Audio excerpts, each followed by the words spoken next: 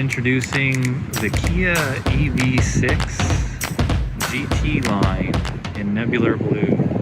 This is a beautiful color and quite a nice car actually. And I gotta thank Brantford Kia, Michael there, who loaned me the car overnight, and I'm just on my way to take it back, but I wanted to give you my 2 minutes of a review of the Kia EV6. Keep in mind that I just finished driving a Tesla. This is a sharp looking car. Definitely doesn't feel like a mid-size SUV. This is more like a race car. And when they found out I had the Tesla, they were willing to give this to me. And I just want to give you my 2 cents on what I think in terms of it for me. It's a great car. I think it's a cool electric. And if I was looking for a car, this is probably what I would buy.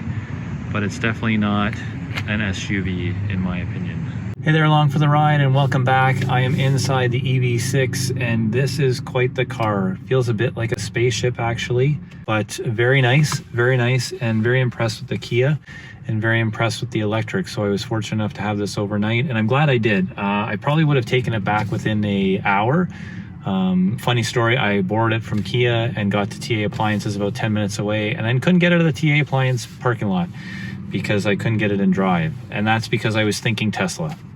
So my wife put it pretty nicely. She was in the car for about 5 minutes and, you know, she said, this car is designed for the person who drives a gas to kind of mimic what a gas vehicle feels like, but it's electric because you actually have to put your foot on the brake and hit the power button to turn it on. And then you can get into drive mode and park. I was just hitting the on button thinking it was an electric vehicle and you just turn it on and away you go. So that's what the problem was, nothing major. Things that I like about the car, I definitely like a lot of it. I mean, it's a car and that's the difference. If I was looking for a car, this would be a great car to have. It's got the sunroof, which is nice. You can open the windows and get some breeze. You don't always have to be using air conditioning.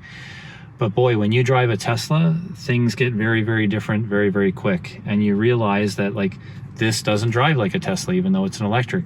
It does have the one pedal drive, but you have to put it in one pedal mode every time.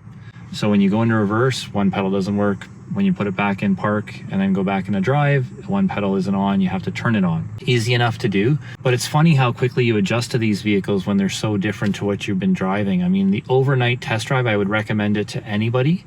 I think it's the only way to really start to understand whether or not you like the vehicle. And because I'm purchasing this vehicle or purchasing a next vehicle, I really want to make sure for me that this is the correct vehicle to buy. So that's why I'm doing these overnighters, and hands down, the last two have changed drastically what I would think in terms of buying a vehicle. So the nice thing about having this overnight, even though I very quickly decided it wasn't big enough for me because I'm 6 foot and you can see I'm hitting the top here. I've got the seat all the way down.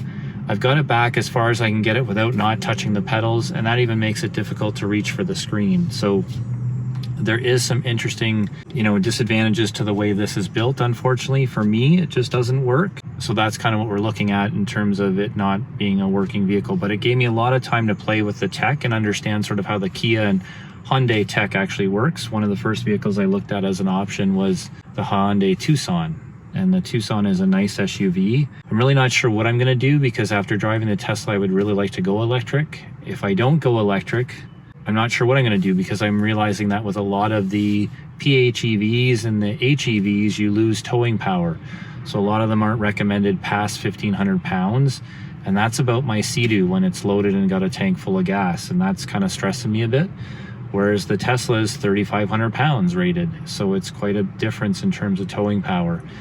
So if I don't go that way, then I'm back to gas. I don't even know what I'm going to buy. I have no clue. I've been looking at lots of things. I originally started with the Bronco, but that's posing to be difficult to find the one I want. So yeah, very nice car, like the GT line. It's a little bit low for the trailer hitch, another 2 inches lower than the Tesla. The one pedal drive thing is a bit of an issue, and hands down, the Tesla is such a much quieter ride. I know what they did to the Tesla and you can find it online, but it's crazy how quiet that vehicle is. This is a full electric and it's not near as quiet. You can hear the tires on the road, you can hear the road noise. Right now I've got the sunroof open, so if you're hearing something, it's probably because of that. But the Tesla is like crazy quiet. My wife even noticed how quiet it was, and it's unbelievable. Unbelievable. Interior in here looks pretty awesome. It's pretty cool. Hope I get that back in the right spot.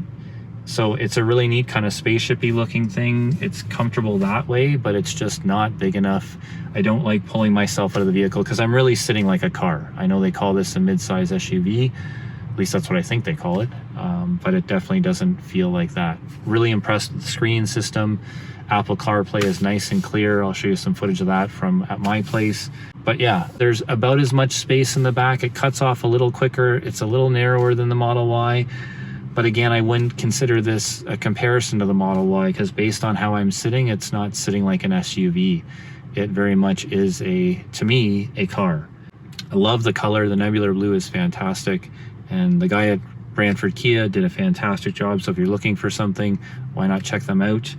But unfortunately, it's just not the right vehicle for me. So I'm on my way back there to take it back, pick up my truck, which I'm actually looking forward to getting back. And that's the other sort of trying thing on here, is I really do love my truck, but it's just it's getting too big. From here on in, I'm not sure what it's going to be. We'll keep you posted and we'll keep you updated. I'm really considering putting a deposit on the Tesla and going that route because it'll be ready in the 3 months that it takes for my lease to be done on the truck, and then we'll be along for the ride. You'll see more about what's going on. So once again, thanks for joining me. I know it's been a while getting back into it. Hopefully this one's a little better than the last video I just did. It was a little bit rough.